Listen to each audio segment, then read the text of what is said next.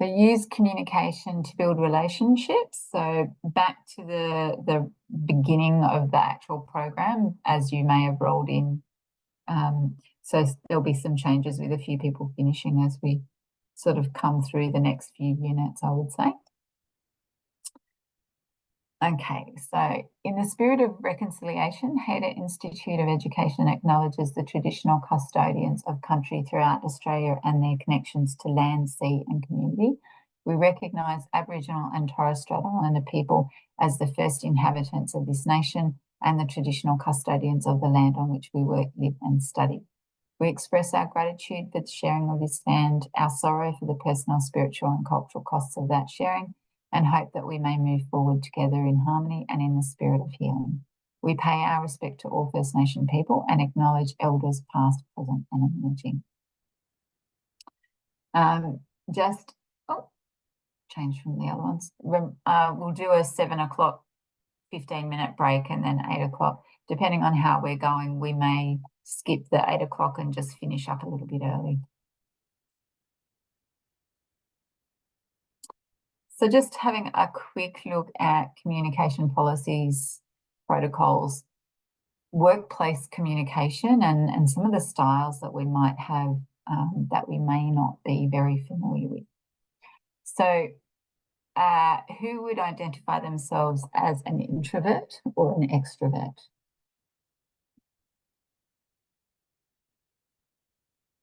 I was thinking about this. I think I am. I don't know.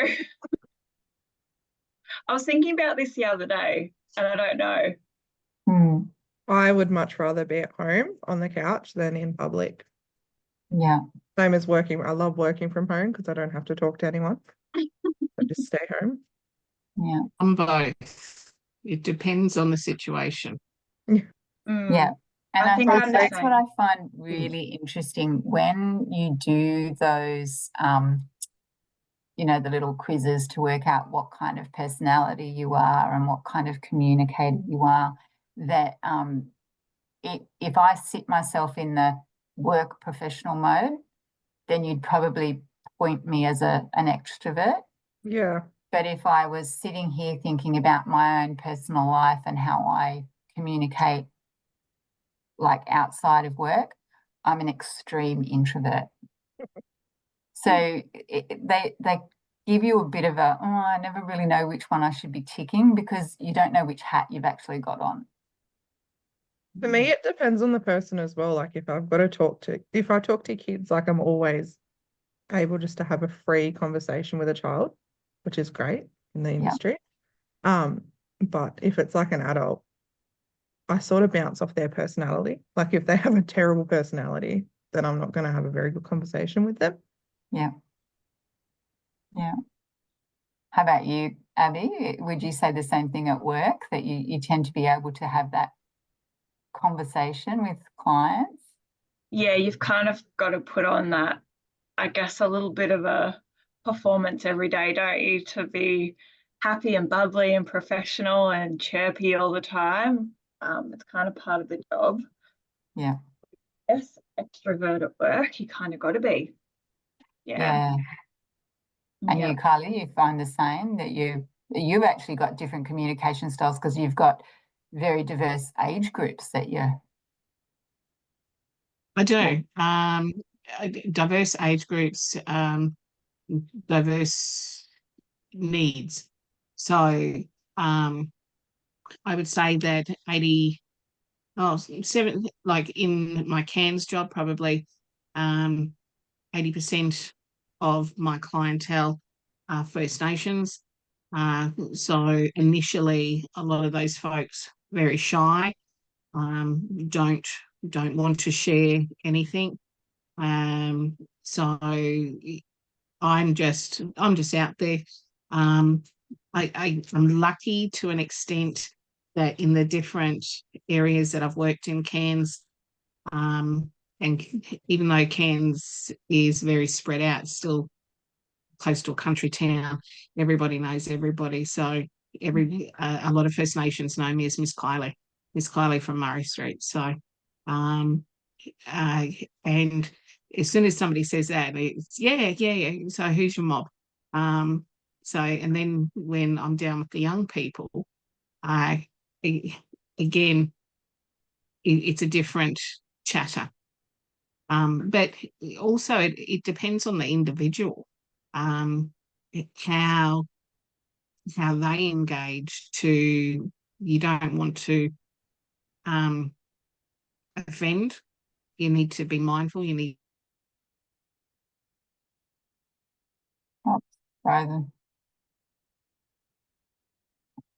And I guess that is still need to be respectful. yeah. So it's the point, isn't it? You know, how do we build relationships when we've got our own personal style, and we're still being mindful of the real diversity that we're working with and how much that impacts that communication and how we build that relationship. And it's never the same for each person. It's very individual.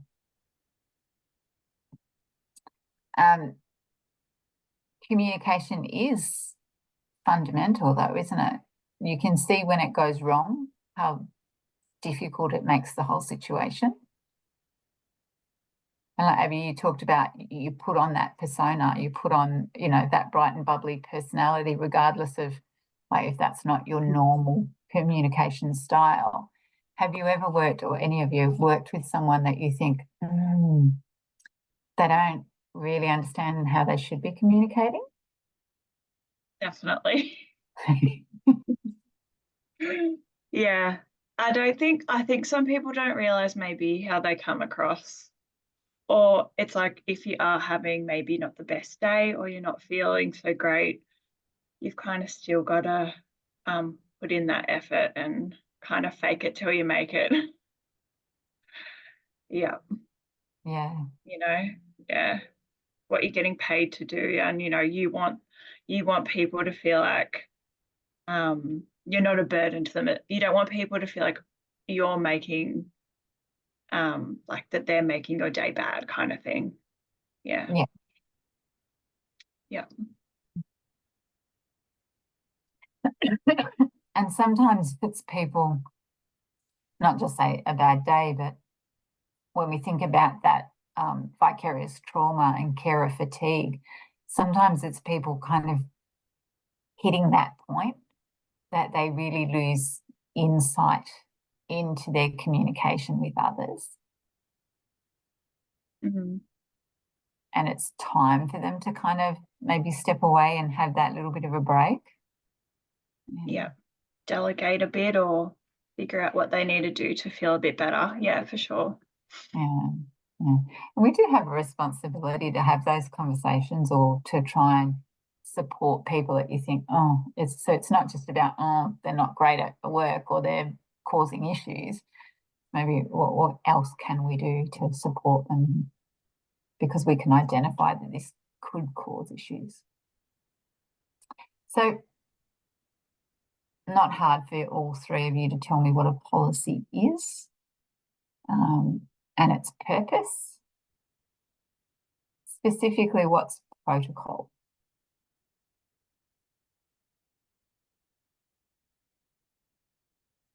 I don't want to be the dibber-dobber, but we can see the answers on the side. Oh no! Yeah. I thought I'd change it. Hold on, let me stop sharing and change that. I'm So- actually glad that you said that, because I was getting confused going, well, I'm reading it right there. I was like, I would have consider felt it too up. guilty.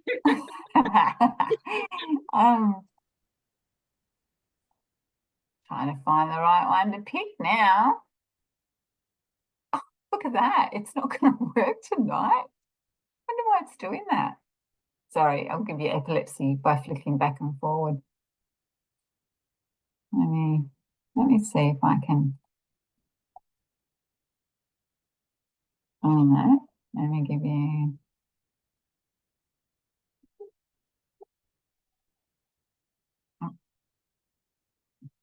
Can you hear that? That's my puppy. He's not a puppy. What kind of puppy? It's a he's a retired greyhound. Oh, how cute. Like this will Kylie, are be, they your, oh, sorry. yeah, no, I was just going to say this is going to be painful if I can't get it to just show you the one slide. That's Okay, there you go. working. Yep. Finally. Okay. Can you remember what you saw? What's a protocol? Is it like, sorry, I haven't eaten today, so I'm trying to eat dinner while I'm doing this. Is it like a list of instructions that tell you what to do in a situation? Yeah. So if you've got a specific task, it will give you the breakdown of that step or the procedure to make sure that you're working within best practice within that procedure. So it could be very clinical, say for Abby, specifically how you should be sterilizing something, those steps. Or for you, Kylie, it might be the procedure for an intake, the specific forms that you have to complete, the specific consents, whatever, that induction process. Yeah. So they're developed, generally, they come from that policy. They'll come from the legislation as well and best practice, so that we're making sure that we're doing the right thing each time and that no steps are missed. So it is, let me just shut this door.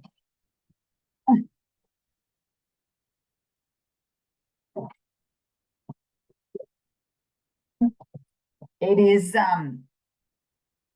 is important to review them. So if you were thinking about your own workplace, how often are those policy and procedures reviewed?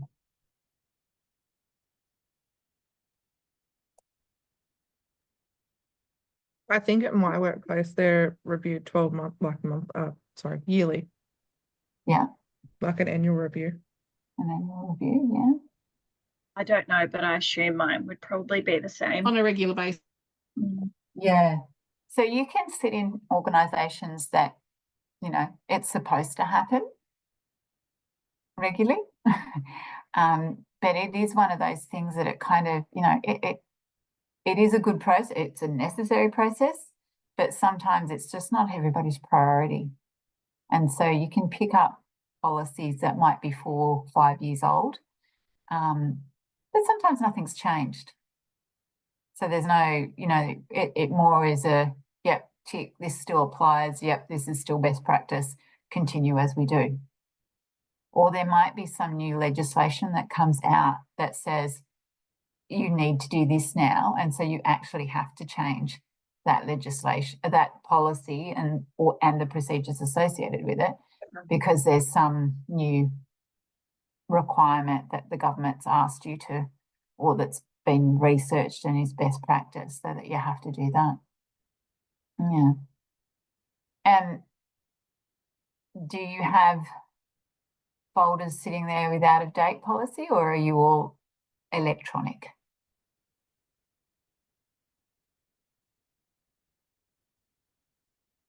Ours is all on an intranet electronically. Yeah.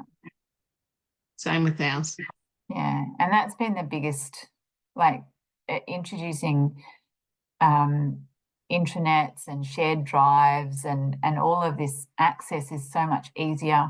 We can keep things much more up to date instead of having things printed out and sitting in a folder at desk where, they never get reviewed or never get replaced, and they're just sitting there collecting dust. So it is important when you are inducted into an organisation that you look at them. You might have had a sign off to say, yep, I've read them. And it is usually a process where when there's a new policy, they'll do like a little toolbox talk and get you to sign off to say, yep, I've read that. I know that there's been a change. So from that point of view, the organisation is covering themselves. We've given you this new policy, we've told you about it, we've given you the education, you've signed that you've read it, and then in 2 weeks' time, when you don't do the thing that they're asking you to do, and if it causes huge issues, they'll direct you back to that policy. You read it, you signed it, why aren't you? So it is important to be aware of why it's so important for you. Has anyone been part of policy development?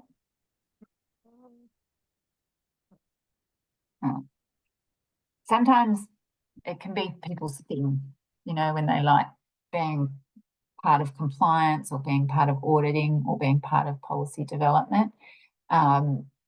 Typically, and this is the stereotype generalization, typically it's people that are very list driven, process driven, that enjoy this kind of work, because it's research and making sure it's worded correctly and it makes sense, and that you've checked all of the legislation that might be applicable. So it is a bit of a thing, but the important aspect to it is the consultation, that the organisation consults with those people that are actually right at the front working with the clients, and that you give that feedback, because you can find, and maybe you can identify for yourself, a policy that you're supposed to be compliant with that really doesn't work well, or a protocol really doesn't work well with actually what you do at work.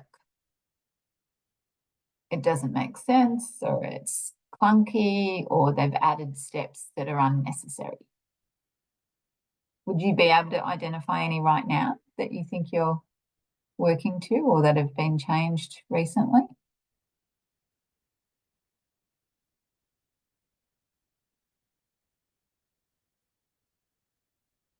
For me, a procedure that's been changed. Oh, are we talking about just policies, or we can talk about both policy and procedure? Okay. A procedure that's been changed for me is I do like care assessments for foster kids and stuff like that. So the way that we do the assessments, the way that it's structured has all been changed. And then the procedure of the training for the carers to begin their assessment has also changed. And the reason it's changed is because they were like 100-page documents, and they were taking way too long to write. Yeah. And that was just all unnecessary information that we didn't need. So now they're changed, and now they're only 99 pages long. But yeah, no, they're probably, I think they've gone from 100 pages or 160 pages down to like 80 pages, but it's still a big document, but it's not with the unnecessary information. And what provoked that change, do you think? I think it was the amount of carers that we needed and the amount of time it was taking to do an assessment. I think a lot of people were like, well, this is where we can cut time. And it was the unnecessary information that was coming into them. Yeah. So it's a bit of a process change, system change. Yeah. Not a led by clinicians or led by the clients. No, themselves. It was more efficiency, I think, was the reason for the change for that.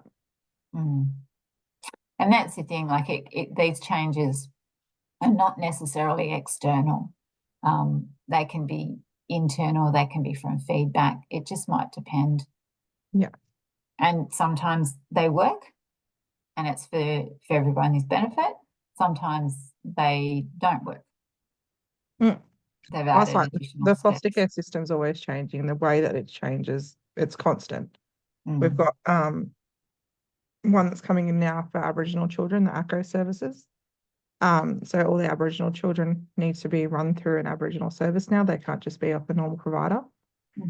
So that's a change that we're going through at the moment. Like, there's always different things coming through. Yeah. And that can be a challenge in itself, because like trying to keep up with those changes. Yeah. Kylie or Abby, have you had any recent changes in policy or procedures? Everything been same? Sometimes it's easy when it's same. You don't have to worry that you're not still doing the right thing. Part of our policy and protocols and communication is about how we communicate to that client as well. So our ability to explain. So, you know, if I had to explain a 160-page form with unnecessary information, I'm probably, you know, you might not explain it terribly well. You might not explain why you need it. It might be hard to explain it. So being able to be clear about what it is we need from our clients, or what we're asking, or what kind of information we're trying to support or provide, it's much more helpful if we can be as clear as possible. So how can we make it fair? How do we make communication fair for people?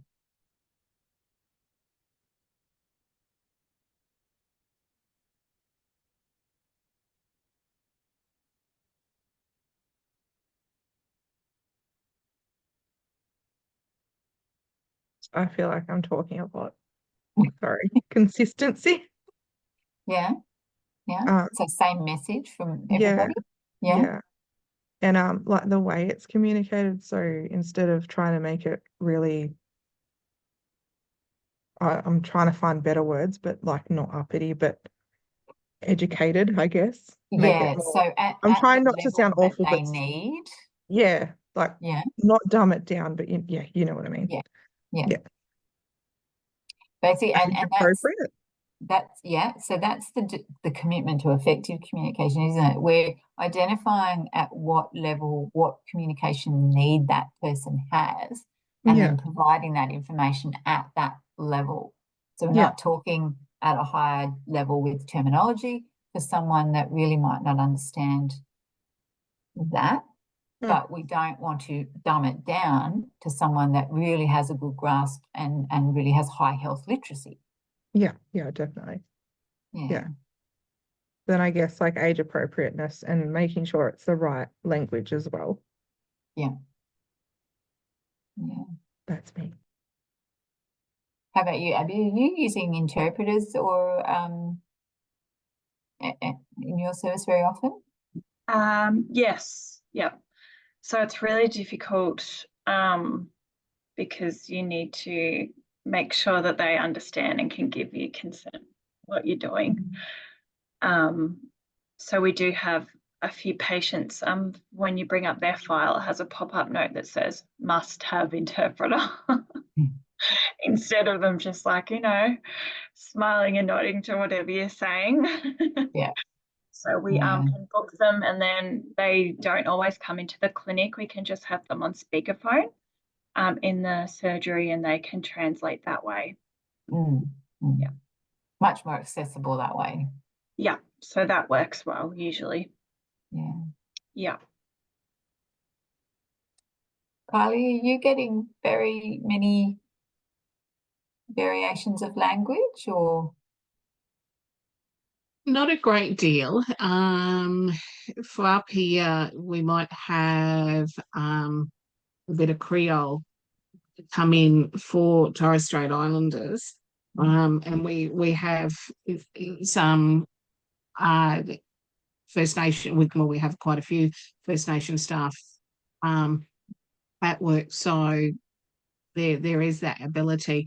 I think too. I know with our line of work, when we take referrals from supports, it's always good to have, like when you talk to your supports, when you're networking and that, for them to tell you even a little bit of history about that client before they come in, like if they are illiterate, if they have broken language, just so that you're not embarrassing them, you're not embarrassing your staff, you're prepared to slow things down and not talk really loud and yell at them because they're not deaf. There is just that language barrier. And you've got that ability to stop and just ask, do you understand that? Do I need to go back over it? Is there any questions on that before you then move forward to your next step? Yeah. And that's a really brilliant way of building that relationship, isn't it? Because you've already demonstrated that you are taking an effort to really make sure that they understand what you're saying and that you know that you're there to work with them. Well, you've got a duty of care as well. Like on a legality side of things, a lot of time you're having a person sign in very important documents. So if they're not fully understanding, then you're placing yourself, you're placing your company. There's further risk factors there. So this is where if you're making sure that you are taking that time, you are being patient, and whether you've had a full day or big day and you're juggling calendars, you still need to just make time for that client. Excellent. Not everybody thinks that way, Kylie. So we've got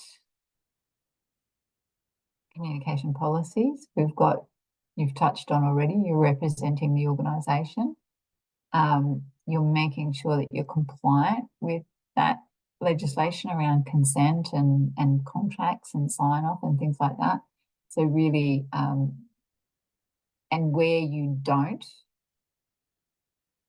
we're breaching policy, we're breaching legislation, we might be performance managed or disciplined or terminated. So all legal action.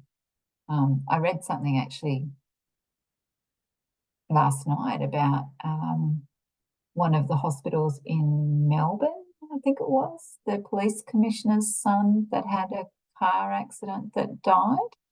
There are, I think, 18 health staff that have been stood down because they've potentially accessed healthcare notes and they shouldn't have accessed, or they're investigating it. So, like, things happen and people breach policy, and there are clear consequences for not doing the right thing. And now that we're electronic, people can see that. They can go in the back end and they can see who opened up those notes and who read them and how long they were reading them, what pages they accessed.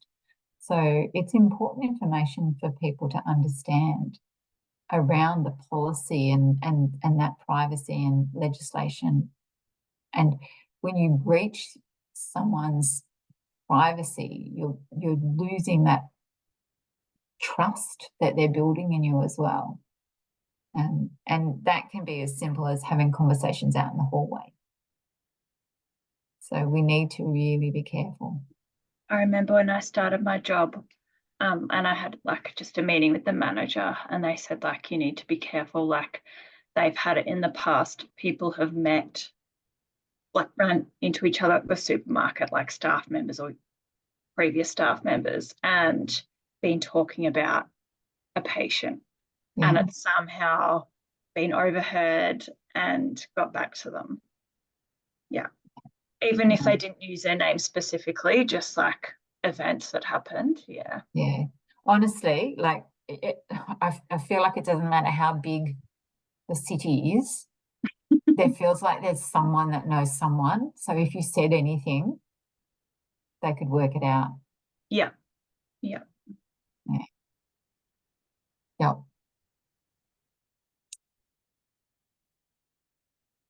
And so we're looking at our in our policy, our protocol. So protocols, like communication strategies, we're looking at those emails and what you should and shouldn't write in emails. It might be around phone protocol, like smile when you answer the phone, as well as, you know, say your name and say the organisation's name. I don't know how many times someone's rung me and they've blurted out their organisation and their name, and you're like, what, who? So it is, sometimes we need to be reminded of how we should communicate in the workplace, just because we can get a little bit complacent. So recently I've had an example of someone external to us writing emails and, you know, lots of smileys and lots of capitalisation and all the bits and pieces, and they were pulled up because it was kind of you know, you're representing the organisation, it should be more professional. So we really need to be aware of, you know, time and place with some of our communication as well.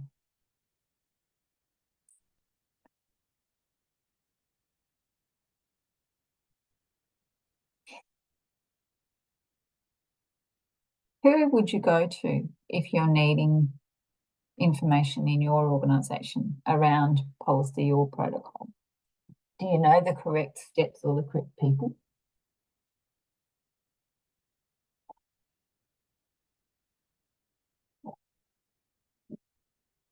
I go to my line manager first. Mm. And as Abby said, we have a full intranet of policies and procedures that we can always scroll through at any time. But if there's anything specific that I'm looking for, I'll go to my direct line manager, and then if she directs me something further, then I'll go there. Mm.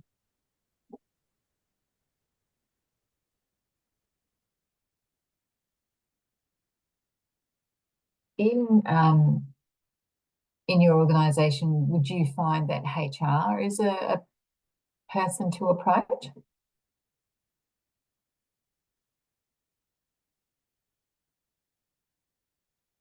No, the only thing that we ever approach our HR for is if anything has affected our pays or our timesheets. Yeah. I find it interesting. No, I've never in approached these HR units, for policies or procedures. yeah, every time in these units, they'll talk about HR being a resource as well. And I always think, well, I've never gone to HR for anything like this. So it's an interesting kind of concept of, I don't know what industries or who, when they write these, you know, what their understanding of what HR does. My sister is a HR supervisor, and from what she does a lot of recruitment, and from what it sounds like, a lot of internal staff disputes. Like that's what her main thing is. Like it's ridiculous. So that's what they're for. Yeah. Not for policy. Yeah. It's quite interesting. I don't think it's a job I'd want. If your organisation is not communicating, not notifying you of changes, not keeping up to date, not ensuring that you're aware of policy, then they might be liable. So if the organisation isn't providing that education and quality, if something were to happen and they're breaching, it does come back to a code of conduct and personal responsibility of the worker, not to step out of their role or not to do the incorrect thing. But in that instance, it really does fall back on the organisation for not providing the correct information and training and support for you. So the workplace should be consulting the staff and making sure that this information is available, that you're giving that feedback, that the conversations are held around what it is this policy needs to be achieving. So it is a very big part of organisations now. I am not going to, given that you are all working and have seen a policy, we're not going to pull out a policy and look at it.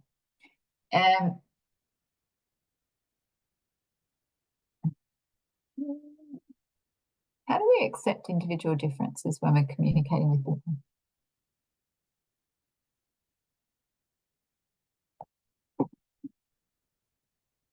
Sorry, what was the question, Donna? How do we accept individual differences when we're communicating with people? How do we demonstrate that?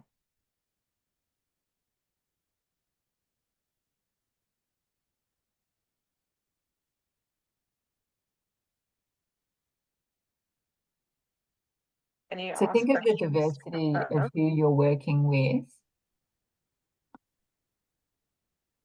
How do you accommodate that?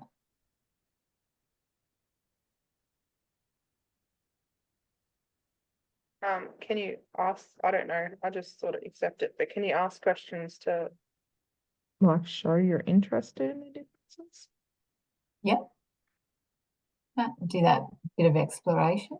Yeah. Sometimes we have elderly people in, so you need to accept that you may need to speak very loudly to them. And not get cross at them. Like, you can't be mad at, like, you can't be mad at someone because they can't communicate that way, like in maybe a regular way. Yeah. So you just have to kind of go with the flow a bit. Be a bit patient with it. Yeah. Yeah. But it'd also be like accepting that they're not going to listen. Like if you're having a dispute, you've just got to accept that you're not going to see eye to eye and just move on. Yeah. Yeah. And that comes with that kind of non-judgmental acceptance, doesn't it? Like, okay, that's your belief, or that's what you're thinking. And we can leave it at that. Like, you've provided the information. Yeah. Just agree to disagree and move on. Mm. Not push the subject further. Yeah. And we can, like, when it comes to health or psychological health or maintaining, like if you're thinking about caring for kids and making sure that they're cared for in a like really holistic manner, we can have some really varying opinions about how that should happen. Yeah. Yeah. Yeah. And Sorry, I forgot I wasn't on mute. You mentioned, Kylie, about actually like understanding before you even see them and accommodating some of that language issues. So, you know, it is about knowing who you are going to be working with. Yeah.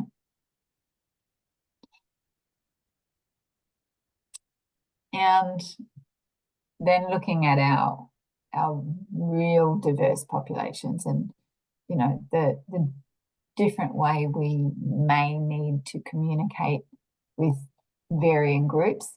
And again, you can't generalize that each group's going to communicate in the same way. And that's an important factor that we need to be thinking about as well.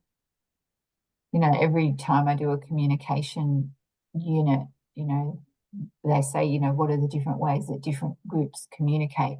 And they'll always mention that Aboriginal and Torres Strait Islanders don't like you to look them in the eye. You know, they don't want that eye contact. Well, that's not necessarily the case for every single person. You'd agree with that, Kylie? Yeah.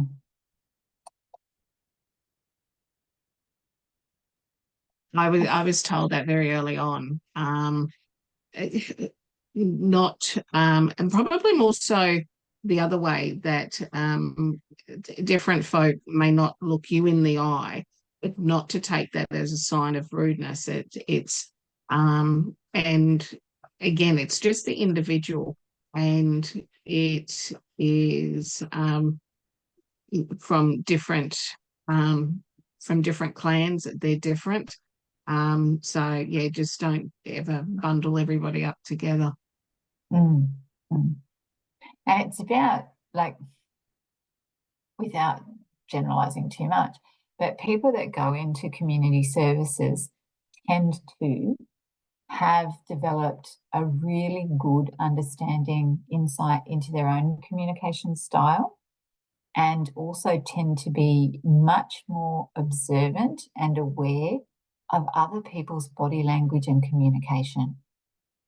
So that adaptability or that flexibility to individual differences happens really, really quickly, usually, and quite unconsciously. So, Caitlin, you mentioned about like not dumbing it down or not talking, like how quickly when you are first meeting someone and having that initial, hi, how are you, what's your name, do you go, and you don't even consciously think about it, but you start directing the level of where you need to communicate. You pitch it. I probably do it like straight away with the way they greet me. If someone goes, hey, how you going? Like you sort of just compared to someone that goes, good morning, how are you? Like, Yeah. you know what I mean? The way that they greet you. Yeah. Yeah. It doesn't take much to really switch into the No, style. and it's not me judging, like I'm not judging them. I'm not saying that they're dumb by the way they greet. It's just I can tell they're less informal, if that makes sense. Yep. Yeah. And you'd agree, Kylie and Abby, that you fairly quickly are able to pick that kind of information up. Yeah, I agree with Caitlin. Like you can kind of tell straight away maybe someone's mood or just the way they communicate. But at the same time, I try not to, if someone seems withdrawn or anxious, like I try not to change too much so that they feel like they have to stay that way. Like I still try to talk to them to kind of bring them out of their shell a little bit to see if they're going to talk a bit more and like warm up a little bit. But then you can kind of gauge as well if they're either going to do that or if they would just prefer not to talk at all. Yep. Now think about people in your workplace or others that you might have previously worked with that tend to have not great relationships with clients. Might have had a bit of a personality clash or something. Do you think you can pick it in the communication styles? Yeah, I think so. I think some people just clash with the way that they talk, or they just don't have patience to accept someone else's style. Mm. Yeah, I can remember working with a former colleague, and her tone, her enunciation, her body language, her stance was always take everybody, even work colleagues, that she was always talking down, that she was on this level and everybody was on this level. So a lot of folk would really get their back up and say, well, who do you think I am, just because I'm homeless or just because I'm a single parent? So, and there would be, yeah. And when you actually got to know her, that wasn't the case. She was actually a very warm, inviting person, but it was the package. It was hard. Mm. Yeah. And it's not just with clients, is it? So then that kind of communication style or lack of insight into someone's style can rub up against colleagues and make it challenging in the workplace to work as a team effectively. I usually talk about a workplace where we did. Have you ever heard of the love languages, the communication quiz love languages? Yeah, we did that at our workplace, and my manager and myself had the same kind of communication style. We just did it as a team building activity, and we had the same communication style. And another team member had words of affirmation. We both were not words people, and the person used to always come with a bright idea. This, we could do this, we could do this, we could do this. And we were both like, yeah, thanks. Whatever. Well, she's needy. She's she's always at us. Da, da, da, da, da. We did this quiz, and it was like, oh, you know what? If we just say, oh, that's a great idea. Thanks. We'll talk about that at the meeting next time. changed that whole perception of her being needy and us just, oh, like, here she comes again. So really understanding who your co-workers are and how they communicate and why it might be not the same style of communication as you, as to why it might be just that little bit, why does this not gel? Why is this irritating? Or why do I get along really, really well with this person, but not that person? Can be an interesting exercise. And saying that, it's also another one of those quizzes where you go, depending on the day and how I feel, tick, tick, tick. So, you know, they're useful as a starting point, those kind of things, but sometimes they're not, this is me absolutely in my box and this is what I'm always like. So diversity is much more than just, you know, a couple of factors. It's around the style preference, the way we live, whether we have children or pets, cars we drive, using mobility aids. So there's a lot of information around diversity. But, you know, when we break it right down, it's the individual that we're working with that we need to be mindful of. So there's a link here. I can't save it and send it to you just yet, but it's Red Shoe Movement. So I think it's talking about going beyond like these main characteristics and looking more into diversity. The next little one is just an activity, but it's 7 o'clock. So we might have 15 minutes and then we'll come back and just maybe have a quick chat about support services.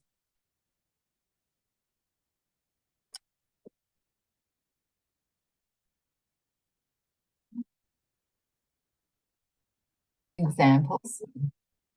What are 3 examples of how we are going to promote respectful, inclusive communication?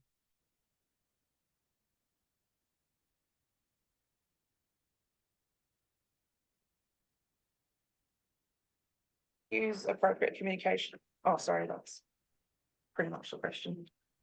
Use like interpreters if needed. Yeah. Yeah.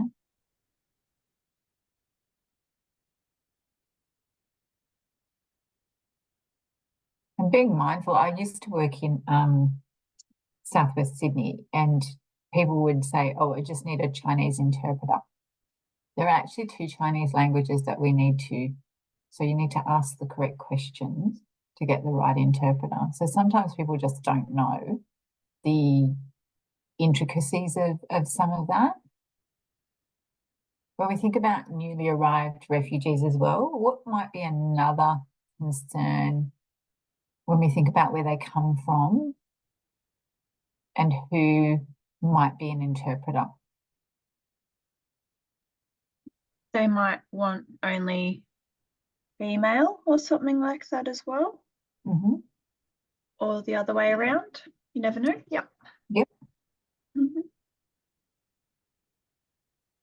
Is there a family member that they're comfortable with that does speak English that can come along and sit with them, not only for their comfort but also for the interpreting?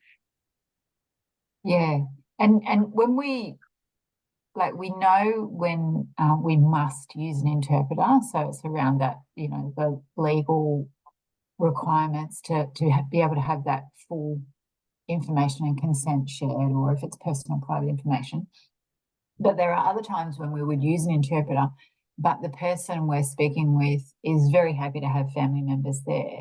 And it is definitely much more comforting to be able to have that. So just like any of us, you know, if we're going to a doctor, you know, you would say take your partner so that they can hear and understand and ask questions as well. So dependent on the client and what they want.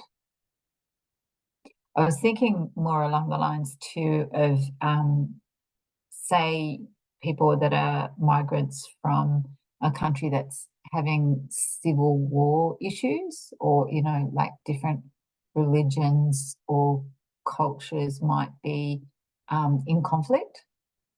So sometimes we actually need to be a little bit mindful of our interpreters, maybe from a different part of that country or maybe a different religion. And the people that you're providing support with actually don't want them. It may be an issue. They won't communicate through them or use them as an interpreter because of that background that they're bringing with them.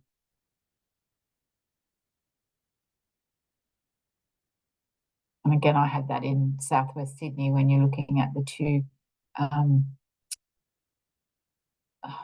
do you call them? I'm just going to say brands, they're not brands.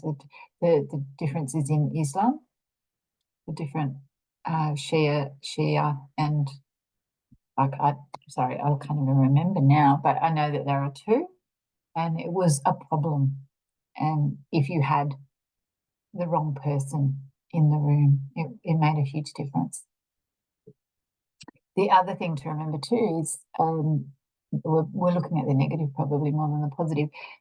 Looking at some of those less known languages, you've got a very, very small pool of migrants, and so they really all know each other, very small communities. So we have to be mindful about that, and they may not wish to share any information with people that they meet in the community on a regular basis. So knowing that, how do we make it inclusive? So we've got interpreters, we've got support people. What else are some of the things that we can do? Have when you present like your policies to them, have it in their language so that they can read through it all, so like the privacy policies and everything. Yeah. They understand that it's all confidential and all that kind of thing. Depending on where people come from as well, there are lots of places where like community services or welfare services are not the norm. So explaining, you know, what you do and what's available is really important so that they're aware of processes here.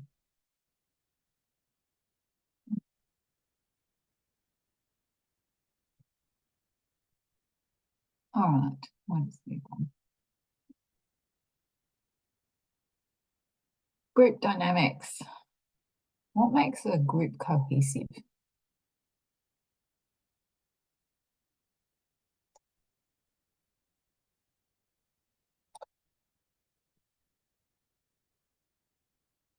What makes a group work well together?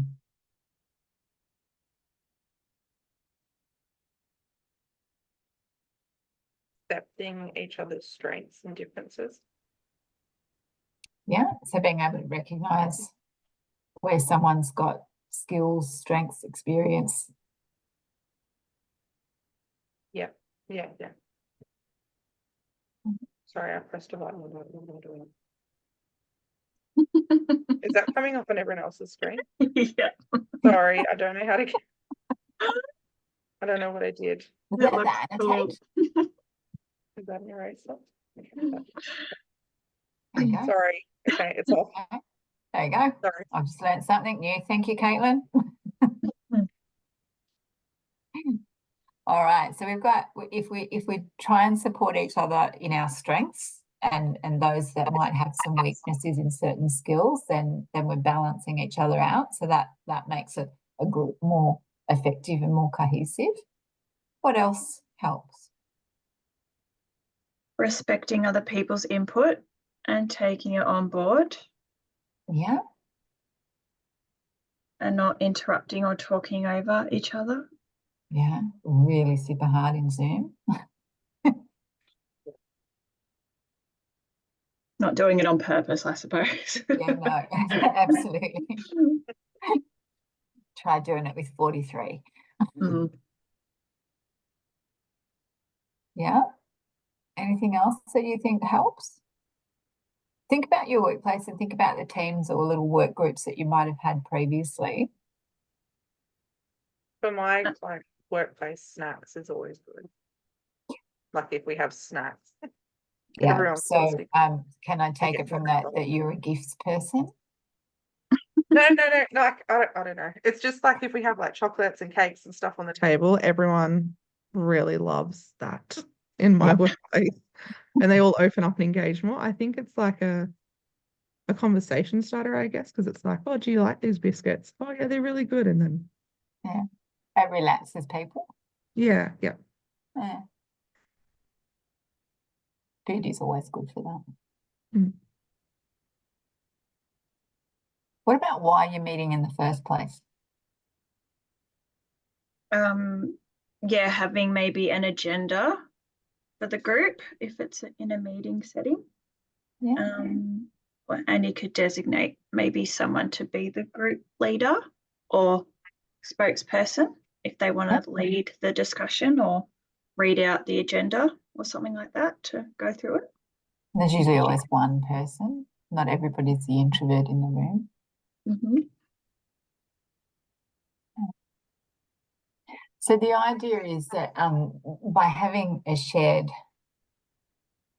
or agreed reason or expectation, that it's much more effective.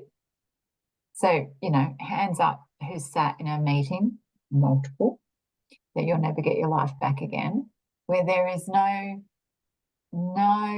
like real, this is what we're here for, this is why this is the outcome, this is what we're doing. Yeah, could have been an email. I've had so many of those meetings lately where it could have just been a 2-paragraph email. Yeah.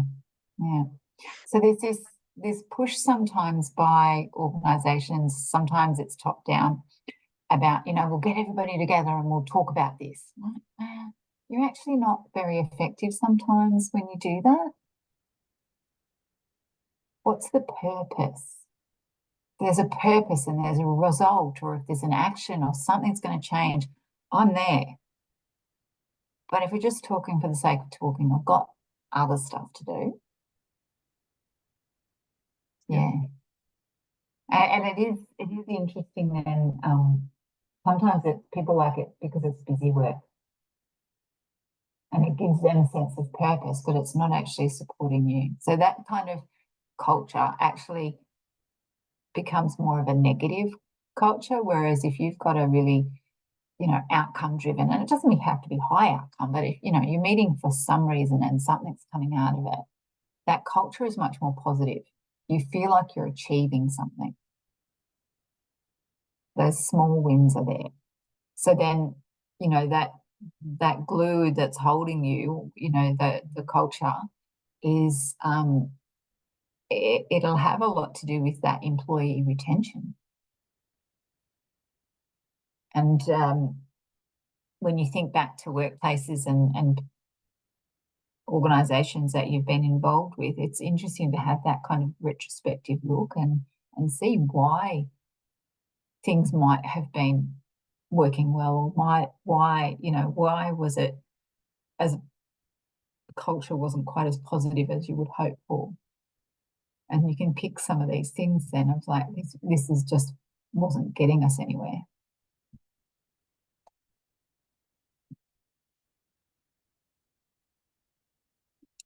And if we've all got wildly different beliefs or expected outcomes, we're all going to be pulling against each other, and it doesn't make for good outcomes or positive experiences for people.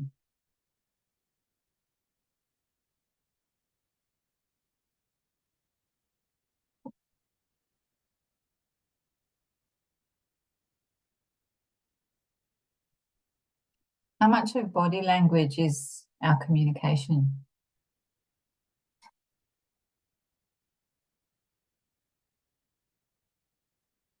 A lot of it, most of it.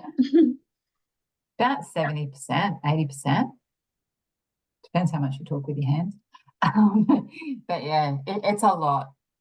So those people, again, that have a really good insight and understanding into their own communication style, have really had a bit of a self-reflection about their own beliefs and their own potential judgments, are much better at communicating with people because they're able to use their body language in a much more effective way than people that can be dismissive or judgmental. We can see that in the body language, can't we?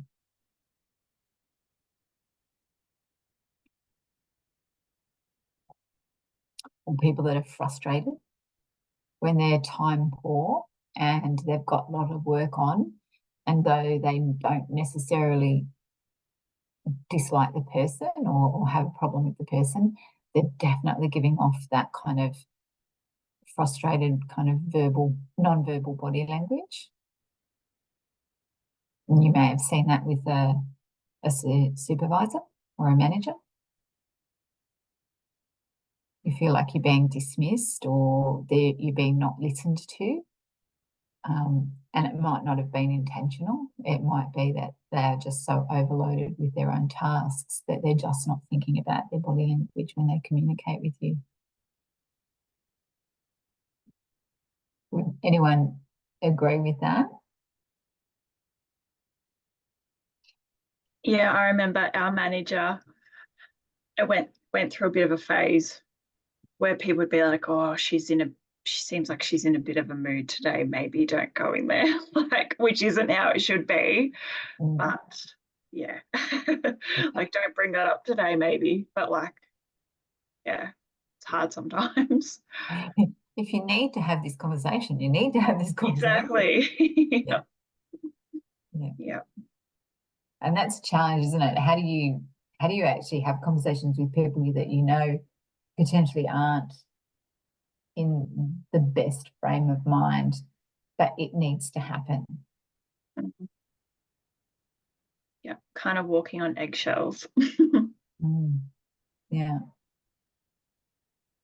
So how could you do it? You could send an email. Don't want to bother you, but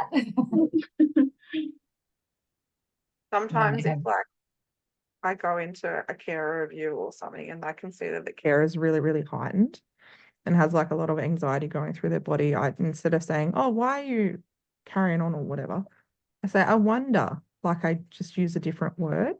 Like, I wonder if there's something on your mind. You want to have a chat about it.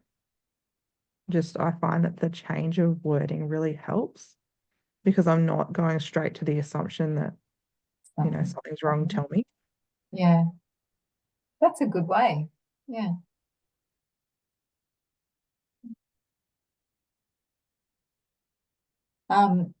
We often do use signs and gestures quite unconsciously. Again, we need to be a little bit mindful just for the people that are maybe have some cognitive impairment or mental health issues. Sometimes our gestures or our body language might actually be indicating something that we don't mean it to, or might be too expressive for their space, where they're sitting, what they're needing in that communication. So just being aware that sometimes it's not appropriate, and how we deliver that message is, are we doing it the right way? Is there a better way?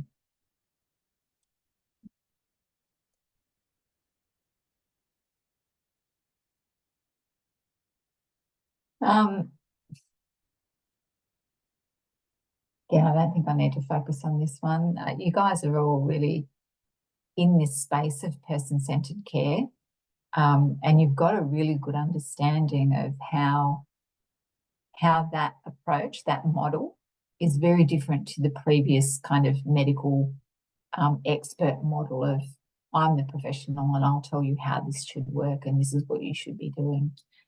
we've moved on from that, and I think it's, it's kind of embedded in every process in community services. It's part of standards, it's part of accreditation. You won't find anywhere that doesn't have that as an approach that we're putting forward with our clients. It's only if organisations are basically breaching that you wouldn't see it.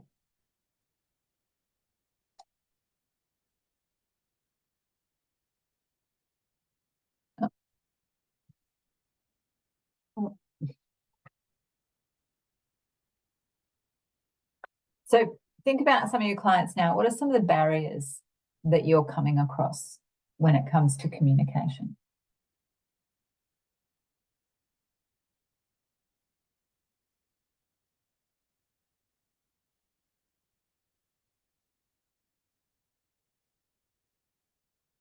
Apart from just language, what else might you see? In my workplace, sometimes we have people with an intellectual disability come in. Sometimes they have a support worker and sometimes they don't.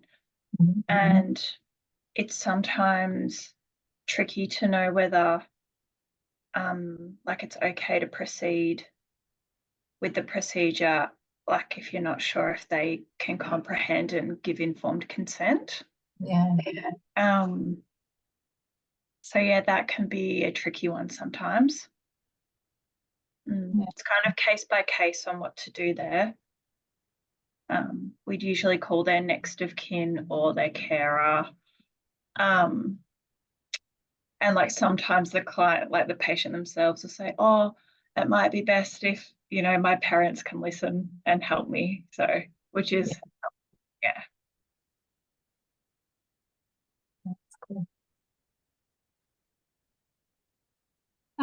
Do you have embedded, again, apart from interpreter access, do you have specific strategies in your workplace? So Kylie, you mentioned that you've got Creole language speakers. Yeah, Creole is like a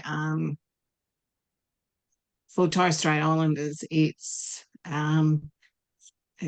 like it's English but a rolling slang type of thing. And we have got 3 Torres Strait Islanders working with us. So, and like we actually had an incident 2 weeks ago. One of our tenants was intoxicated. He was very heightened, and he was actually being quite threatening toward one of our female workers. And she had literally put her hands up and said, no, you need to stop right there. You need to stay where you are. And she wasn't getting anywhere speaking to him in English. So she actually broke into Creole, and you could actually see him stop and look at her. So it's like a switch. And he sort of de-escalated and he left. So that was an interesting instance in going back to cultural language. So it comes in very useful having people as employees that have that capacity. Yeah. And like it has been like where like if folk have been a little bit confused, if we're trying to break stuff down, and I'll actually say, do you mind if I go and get so-and-so or so-and-so just to come in and sit in, and then they're able to break down different words, just so folk can understand that little bit better. Especially if that anxiety is there, like when somebody's anxious, it's like that mental block is there. So when you have that little bit of familiarity, yeah, those barriers can come down a little bit. Yeah, yeah. It was quite useful. When, again, where I worked, we'd have multicultural liaison. So, interestingly enough, most of them were actually health, like doctors or RNs in their own country, but couldn't get certified here in Australia. So they had a really good background understanding of health, as well as they were from that culture or from that language. And the difference in acceptance in, you know, working with them was huge. What I'm finding really interesting in my workplace at the moment, we have one of our support recovery workers is from Africa. So he very, very dark skinned man, lovely man. And I actually mentioned this to our program manager the other week. I've had so many incident reports that I've had to be dealing with where our tenants have been racially slurring or biased against him. And I'd said to my program manager, who's non-Indigenous, I said, I find it really, really odd that a culture that has experienced so much racism and bias as a minority, who then is being racist and biased to another. Like when you've experienced that yourself, and then you're doing that, and I said, why is that so? And she said sometimes, like, somebody in that workspace from another country, that they're like, you're not understanding us. You have no way of understanding us. It's been really odd over the last 2 weeks. Yeah. Does it look like it's settling down, or is he being accepted? Again, I work, we have peaks and troughs with our AOD folk. So it just depends what's going around, and the intake of alcohol, the intake of drugs. On both occasions, people have been very much under the influence of something at the time. So yeah, it's just been really weird. Yeah. Interesting to watch the progress of that. Yeah. You know, how much that might change once he gains people's respect, you know, and builds those relationships. Yeah. It's also watching him and supporting him too. Like, he is doing it or everything the right way. And he's doing his job. It's just then how he himself deals with that bias as well. Yeah, a lot of support needed, isn't there? Yeah.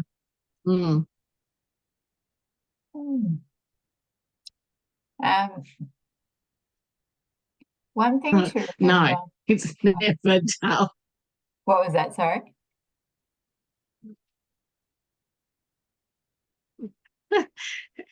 Abby just Abby saying it doesn't. There's a dull moment in my workplace. No, there's not. No, it doesn't sound like it. You have to be on your toes 24/7. Expect the unexpected. Let me just call this. Okay, so just don't make assumptions about language proficiency. Again, something, I don't know, depending on, you know, your location, sometimes you can have a lot more tailed clients and you get to see different aspects of it.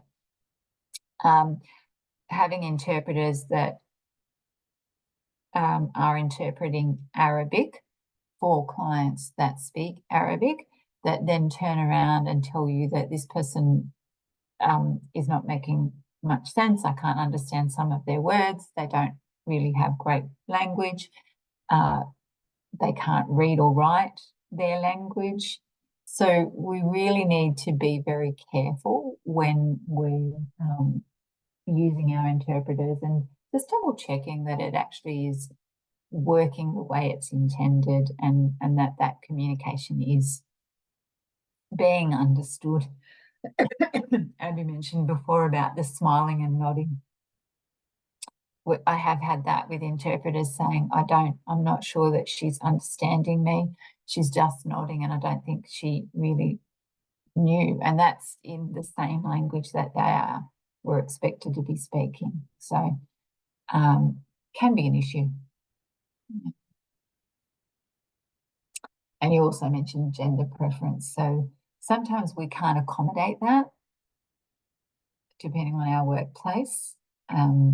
And we have to navigate those conversations with people that do have a very strong preference for a gender, and, you know, how we might manage that conversation and ongoing communication. Sometimes there will be nothing you can do. You don't have that employee, or they're never on that shift.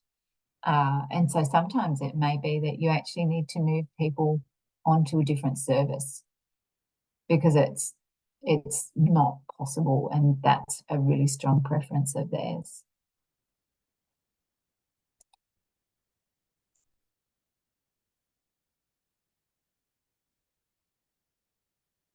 You mentioned the speaking loudly. It is seriously something people do, isn't it? You just get louder and louder.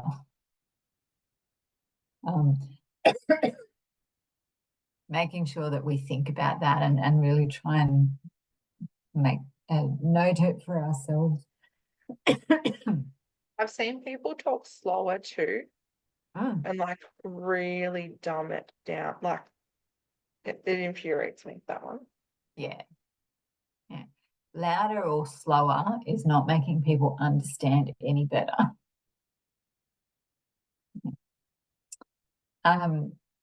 Simple sentence construction is definitely something. So when we're a native English speaker, as I'm speaking and giving lots of words, we do that. Lots of words, lots of complex sentence structures. We're trying to explain something carefully.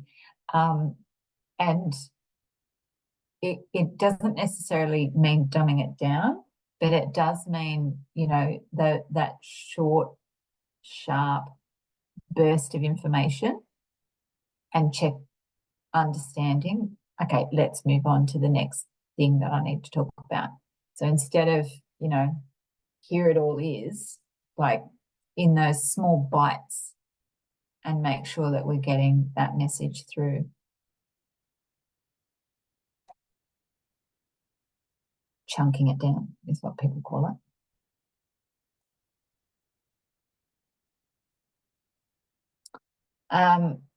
Would you say your workplace has lots of signage? What happens with signage for you guys when it's up on the wall? Becomes wallpaper. I was going to say, the more signs you have, the less it gets noticed. Yeah. So if you ever go to, because I've been to the doctor today, if you ever go to a doctor's office, like you don't know where to look, there's so many signs everywhere. So whilst signage is great, sometimes it's worth just stepping back and having a look at your organisation's signage and see if it's cluttered or if it's out of date, if it makes sense, if there's too much sitting there. Like it just, people don't notice it. Like people that are new, that are, as you say, Kylie, when they've got lots to think about and they're anxious, like they can't even focus on something. It comes back to that KISS principle, doesn't it? Keep it simple, stupid. I know with a lot of our flyers, and like we do a lot of different activities and outings, so we will use a lot of pictures, and then just keep date, time, and who to see, they need to see to sign up for that. So it's just keeping everything simple. Yeah. And that, because it's an outing, that then comes off. It doesn't stay there and it's replaced. No. Yeah. Yeah. So it's being really mindful of that. Yeah. You'd have lots of signs, Abby.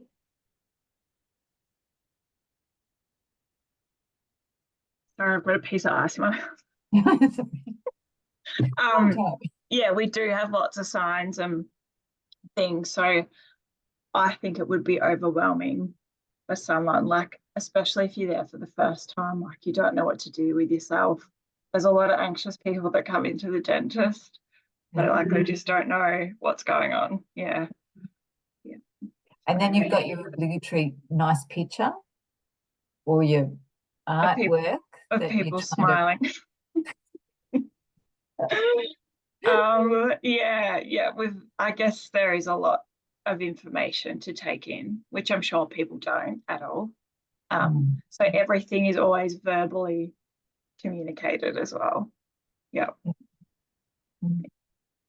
We all do have different ways, that we take in information. So it's best to have a bit of a variety, but yeah, we need to think about it. How about your workplace, Caitlin? Do you have, what would you think yours is?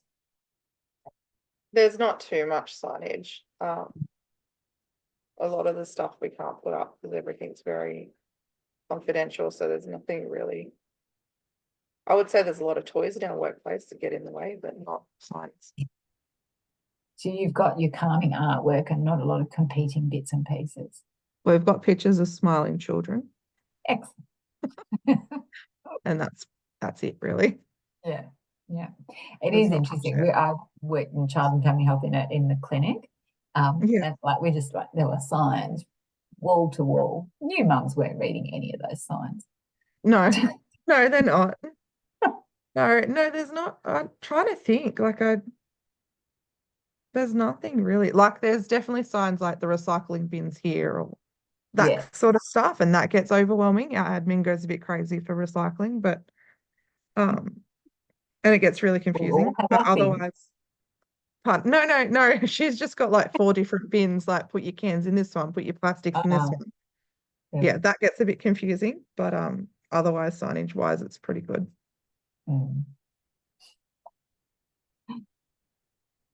Oh, you can get stuck again. Forever. I know.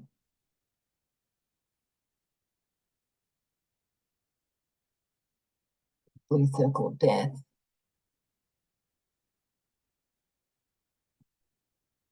Right, trying to see if it actually stops. There we go. All right, so we've got a video. So it's just cultural competence, and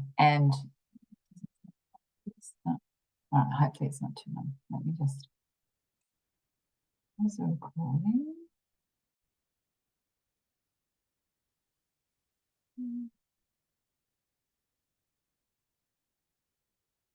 Okay, so what are your thoughts on that?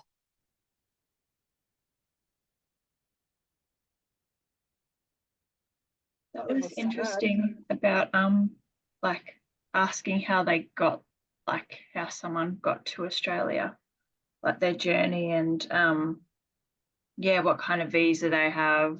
Like, they might not even have any idea how it actually all works if someone else has been telling them or telling them the wrong information to keep them like compliant, I suppose. I can tell you that it happens an extreme amount of times. It's a very, very common thing.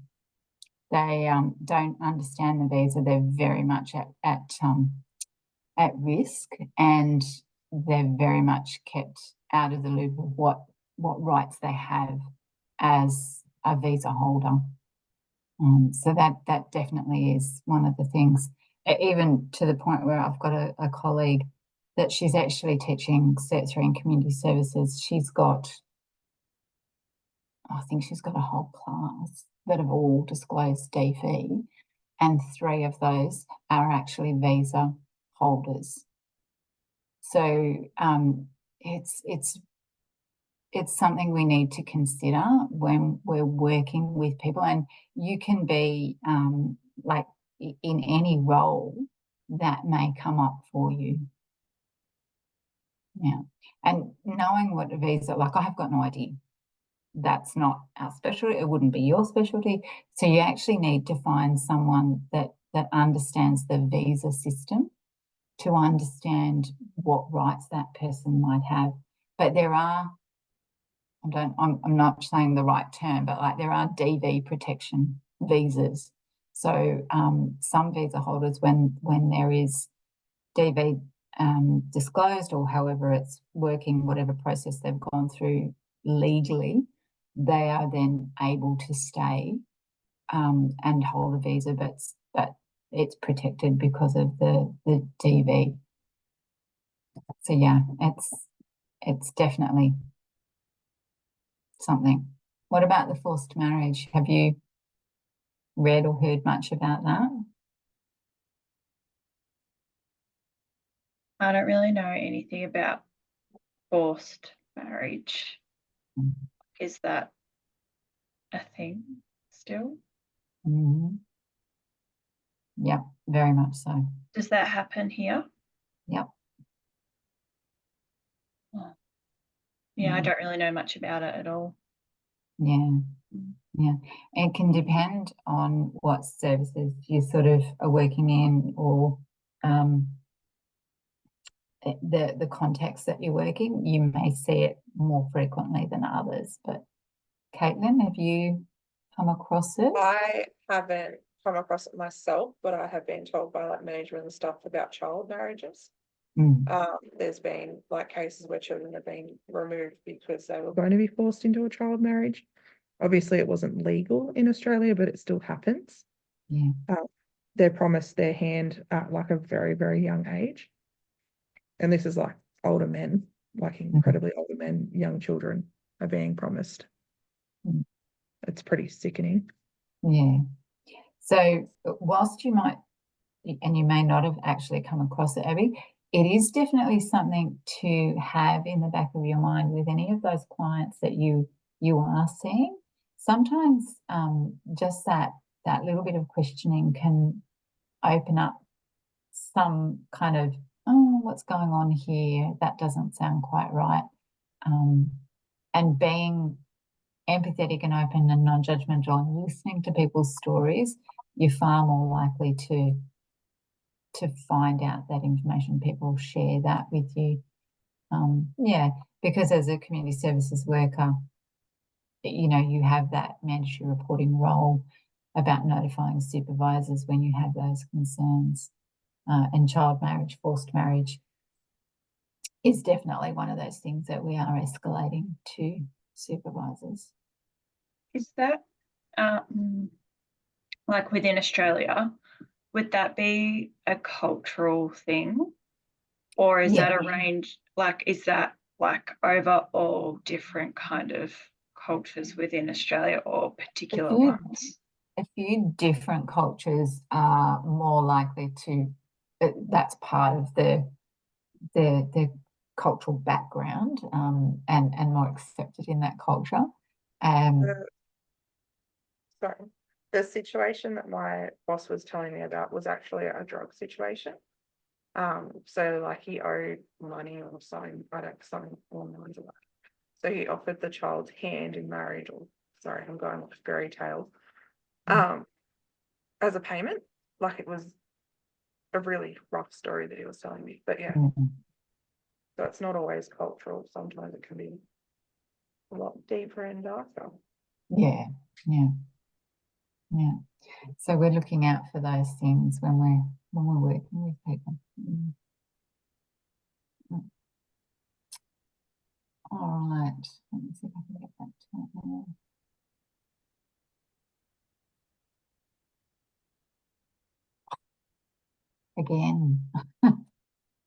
doing that thing.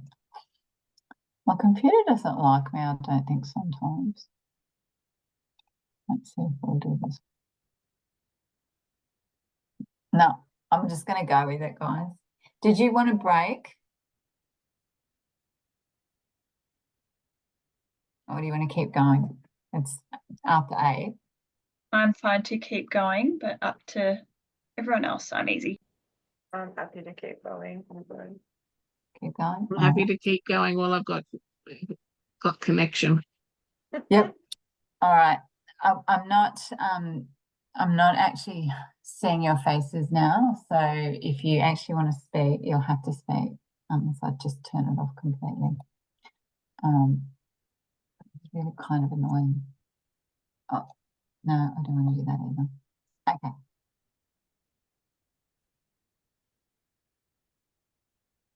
All right. So hearing impaired, it's kind of obvious, some of these non-verbal cues. What's a non-verbal cue that you use a lot? See if I still don't like it. Nodding, yeah, and thumbs up. Yeah, I do the thumbs up. Did you know what we learnt in our office this week, that it was very rude to thumbs up when you're acknowledging someone's text? Apparently that's a generation thing, Kylie. Oh, okay. So the older group of us in the office went, oh, we all do that. Apparently we're a little bit rude. So some non-verbal cues might not be accepted by some groups of people as easily as others. I've got a lady that I work with in the aged care facility that I go to, always, whenever she greets me. It's interesting what signs, what gestures, how we communicate with others, and our familiarity with people, and how that changes the kind of non-verbal cues that we do.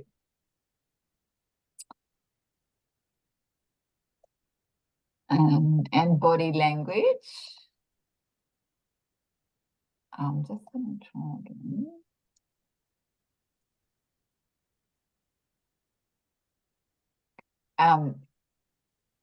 The touch and eye contact, that's not only a cultural thing, is it? Who else might find that challenging? People with autism Mm, or other intellectual disabilities. yeah, yeah.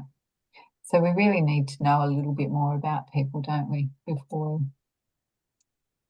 a bit touchy.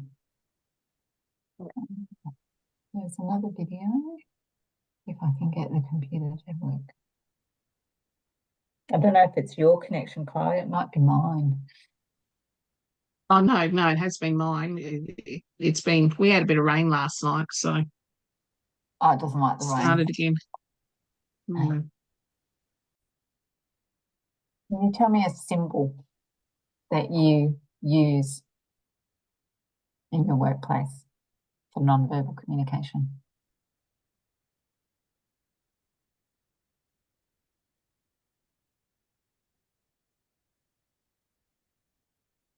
Not in the workplace, but at home with the kids, I do like a heart, and we send a Yeah. heart to each other. Yeah, so that would be physical. Oh, sorry. Yeah. Yeah, no, that's good. Because this is like a trick to remember what the different ones were. So symbol in the workplace. Do you remember what the symbol was? Symbols. It's like jewelry and stuff.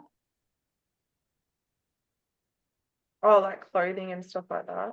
Yeah, so your uniform or your lanyard or your ID badge. So that clearly identifies you non-verbally as an employee. So even some of the really subtle things will let people know a message. Excellent. All right. Motivational interviewing. Have you worked through that concept before? I feel like one of the courses I've already done was on interview. Not courses, sorry, the modules, the units. Yeah. So motivational interviewing is used a lot, it's for change processes. So, used a lot in alcohol and other drugs, trying to support people that want to quit addictive habits, things like that, develop more positive habits in life. So there is some strategies around the communication techniques that they use, like open-ended questions and affirmation and reflection. So the idea being that it really is individual-led, and it's a person that's ready to change. And what we're looking at is identifying that they're in that state of readiness for change. The coercive approach, that's about needing to have people behave in a specific way. And you wouldn't have it, Abby, but both Caitlin and Kylie possibly see not a coercive as in this is a really, really negative way, but you might have people that have been mandated to be at your service or to behave in certain ways. So it's not motivational as such. It's like you need to be, this is what has been court ordered or whatever. We want to move into the motivational interviewing state of change. That's the idea, but sometimes people need to have that legislative mandated approach first, to then be in a position to go, okay, change is necessary, and now we'll work with you to create that change. That sort of fits with some of the clients that you might have? I had one that he was on a forensic order through his drug usage. So, and yeah, if he didn't comply, then he'd go back into the mental health unit and just work on his goals. Mine's birth parents.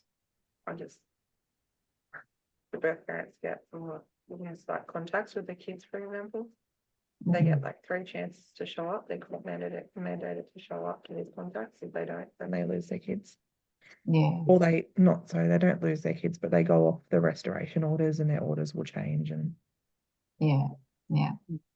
So a more coercive approach would be like the threat of write-ups or demotion if you don't do the right thing. But in both of your cases, it's, this is a mandated thing, and like we're not holding it over you, but this is the consequence of if you don't do these things that you are required to do, this is what will happen. So it can be a challenging space.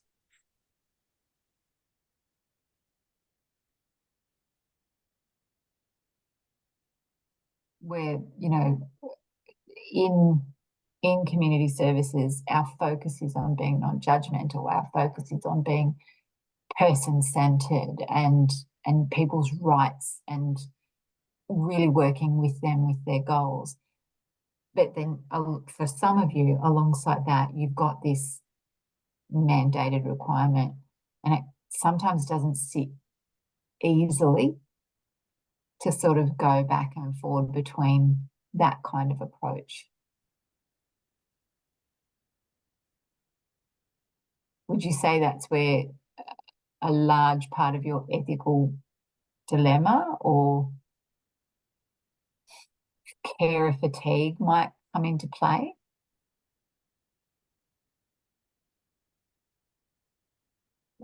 Probably more carer fatigue. Mhm.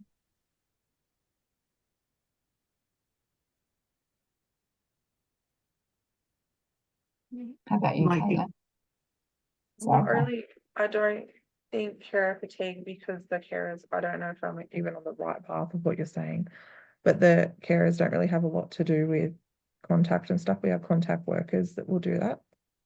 So it's up to, like, the contact workers will pick the kids up and drop the kids off. So the carers don't usually have anything to do with Mm. birth parents, unless it's a supervised phone call or something like that. They don't have. But a lot of the parents that have come through don't actually have a mobile phone. Yeah. Or that kind of stuff. Yeah. Carer fatigue is an actual term for workers that have a fair amount of impacts because of the kind of work that they do. So you're exposed to vicarious trauma, and you're at risk of carer fatigue because of that. Yeah. Okay. Yeah. That's fine. Thank It's a you. different direction. I've got a really good TED talk actually. I'll see if I can find it quickly in a tick and pop it up. It's a really interesting one I find to watch. Drowning in Empathy, it's called. What were you going to say, Kylie? Sorry, I cut you off. no, I was just saying, well, explaining with the carer fatigue that, like, with that particular young fellow, as much and all as you try and you motivate, you be positive, and then you see that person being continually drawn back into the drug, and you just think sometimes, my God, when am I going to catch a break? When's the penny going to drop?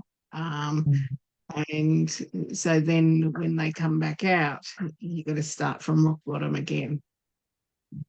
So that's where, for me, that's where the carer fatigue comes in. Yeah. So there's no ethical dilemma. You can see the absolute need for the Yeah. approach that we have or the mandate, but the carer fatigue, because it's just not getting you the outcome that you want. No. It is definitely a challenging space. We had another one today that, and again, this is with alcohol, and I had to issue a warning letter.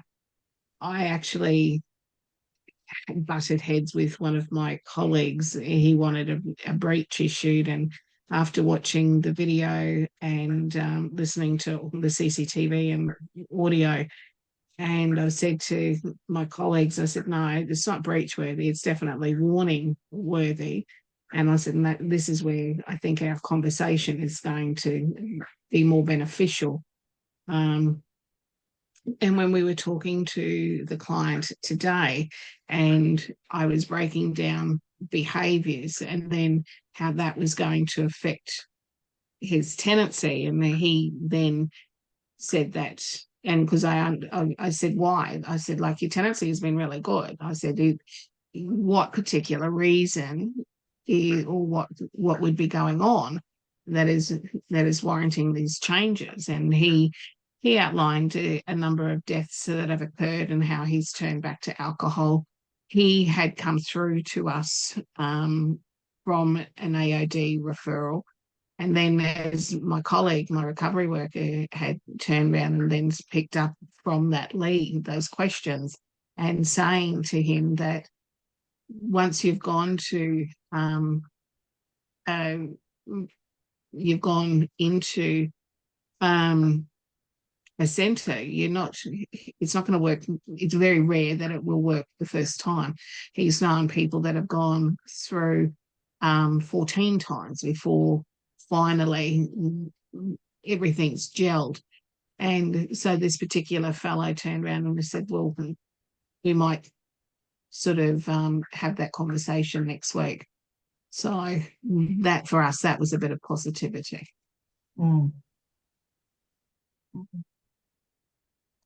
Yeah, it is. It's an interesting space that you're working in, that's for sure. Yeah, that's one way. Yeah. So we've got principles of motivational interviewing. We've got the strategies of communication used in motivational interviewing. I haven't looked at your assessment for this unit. I'm assuming you're going to have a question around this, and usually the question is around what communication strategies are used. So it's useful to understand this approach, just because when you're working with clients, it can give you that little bit of structure in how, where's this person at, and what kind of conversation am I having with them. So yeah, it can be useful.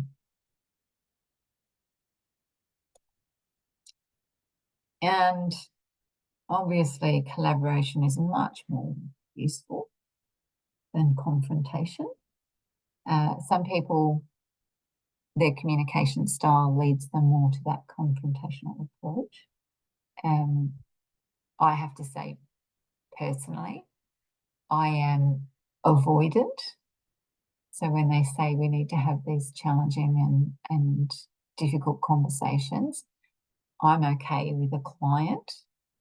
But if I had to have that kind of confrontation, the assertive conversation with a co-worker about performance, or with the manager about something that's going on, I do avoid it.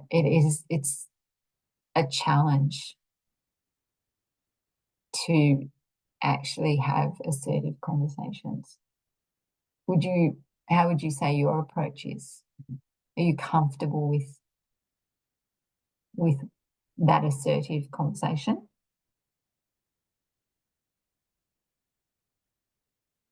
No, I'm like you. I avoid it at all costs, or I'll try to delegate it, or I'll say to my manager or my team leader, oh, I think that's more of a management level conversation. I don't have to do it. Yeah. Like, it's easy to collaborate with people that you've got like a shared goal or a shared outcome and a shared belief. But when you've got that conflict or the issue, it can be very challenging. Well, yesterday I was told I had rose-coloured glasses. Oh. And I looked at my colleague and I said, no, I don't. I've just got a different interpretation of what's happening than you. And so then he threw at me, well, they're not doing this and they're not doing that. And I said, yeah, well, that comes under your role then, not mine. And this is two separate conversations. So how about we work on one first, and then you put the rest of it together and bring it to me, and then we'll have that one secondary. Yeah. And then when I went back to my office, I had actually spoken to his supervisor, and I said, now, this is a conversation I've just had. I said, I'm fine with it. I said, if he thinks I've got rose-coloured glasses, that's fine. I laughed at it. I said, however, this is my viewpoint and I'm standing by it. And he did throw up this, that, and the other, which I did push back on him and say, well, no, buddy, that's yours. And you package it, and then come to me, and then we'll discuss it further. And so he said, and his manager had said, okay, yeah, I'll deal with that. So depending on what it is, I've got no problem in confrontation. But yeah, I like to have all my facts first. I don't like firing off a gun without having it loaded. Yeah. I'm much more of I'll write an email, but I'll get a few people to check my wording because I can't do it verbally. I find that challenging. I stutter too much when it's very confrontational, and then I mess up what I'm trying to say. So if I do an email, I sound a lot smaller. And I know I sound a lot more like I know what I'm talking about. Yeah. But And for gives me, you that it also, opportunity to do sorry, your facts. yeah. For me, it also depends on who the person is. If I know the person isn't gonna like continuously argue back with me, then I'm fine and I can just approach the situation. But if I know the person's gonna push back and ask a million questions and really fight it, then I'm like, yeah, I'm not doing that one. Mm. How about you, Abby? I'm pretty okay now with having those kind of tougher conversations with colleagues. Yeah. Yeah. I think maybe when I was younger, I wouldn't know how to maybe be assertive enough or use the right language. But I think I've definitely learned like to approach, I think asking a question like, oh, you know, this was done this way. Was there a reason behind it? Like more than you did this, like that kind of, yeah. I think it's the way you word it. It's that switch like you did, Caitlin. I wonder, like, oh, what was, yeah. Yeah, and getting kind of their perspective first, and then you might see why someone did something that way and it kind of makes sense, and then someone's interpret it a different way, and always you just don't know. Every situation's so different. Yeah.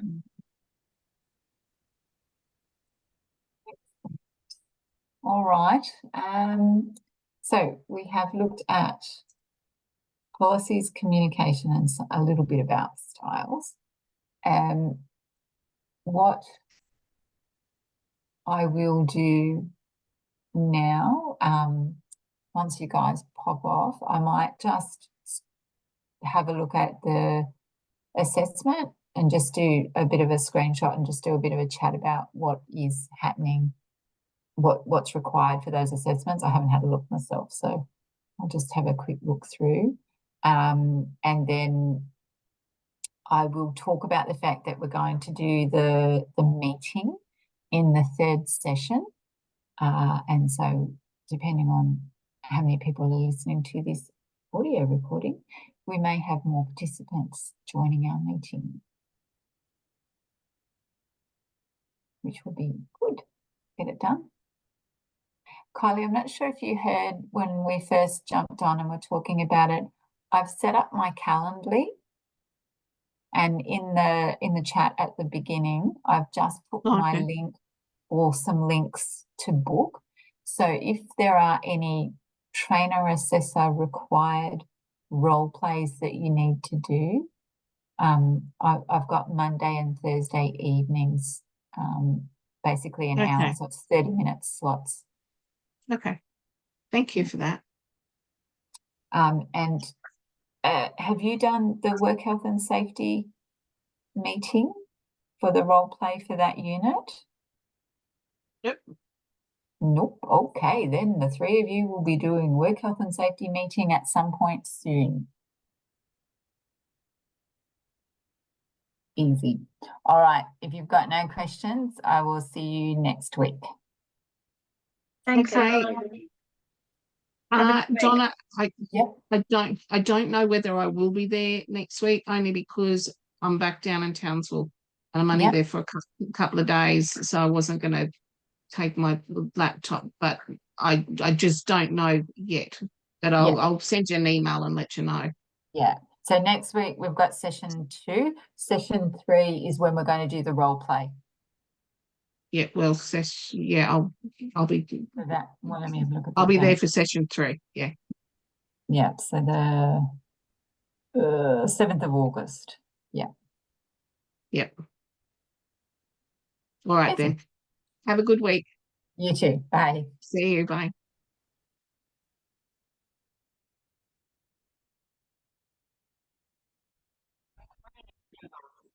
Hi all. I just wanted to go through the assessments for our current unit that we've just commenced tonight. So CHCCOM002, use communication to build relationships. So as usual, the task 1 is your online quiz, 8 questions. Nothing too startling in there that should be challenging or difficult for you provide the responses, not hugely extended responses either. So don't go too deep into that one. The written project is, I can't remember how many questions, but not too many, I think less than 10. More like scenarios with some short answers or a little bit more extended responses. And the third task, 3A, what you're looking at is a scenario with Gianni, from an Italian background, a young boy that has mental health issues. And you've got a set of 3 videos to watch. And then what you're going to be doing is videoing your responses to Gianni's situation. What I'm looking for is that you're managing those language barriers that might come up. So what solutions, what strategies would you put into place? And that you can identify the presenting issue and you'll start addressing that issue, and using some of those techniques, open questioning, to try and obtain further information around the issue that he's come to you for. Or while you're doing that, you're demonstrating that you're being respectful and that you're being empathetic to his situation. Task 3B is a meeting role play. And what we are doing is actually having that meeting with some of the participants that are attending the typical sessions that we hold. So if you are interested in participating in that, I would advise you to jump in on that third session. So that will be the 7th of August. Let me just double check that.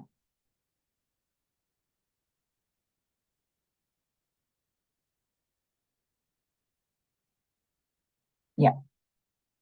So the 7th of August, we will be doing the 3B meeting, which is actually, there's a bit of a scenario there. You're a supervisor and you are holding a meeting around some work health and safety issues that have occurred in your organisation. So you'll need to have at least 3 other people to participate in this role play with you.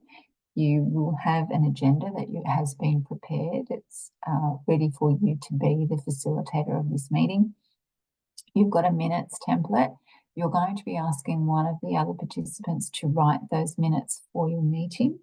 And each one of those participants will have a feedback form that they need to complete at the end of that meeting. So at the end of the role play, as the facilitator, you will need to collect your 3 feedback forms and the minutes from the minute taker. Then you'll have to complete an email detailing an invite to the next meeting and prepare the agenda for the next meeting. You're not holding that meeting. It's just about at the finish of this meeting, at the completion, you've got your minutes, you've got your feedback. You're actually going to invite your other team members back to the next meeting. If you have any questions around that, don't hesitate to book an appointment with the LSO or with myself and have a conversation around some of the concerns that you might have with these assessments. As always, I'll see you next week for session 2 of use communication to build relationships. Thank you.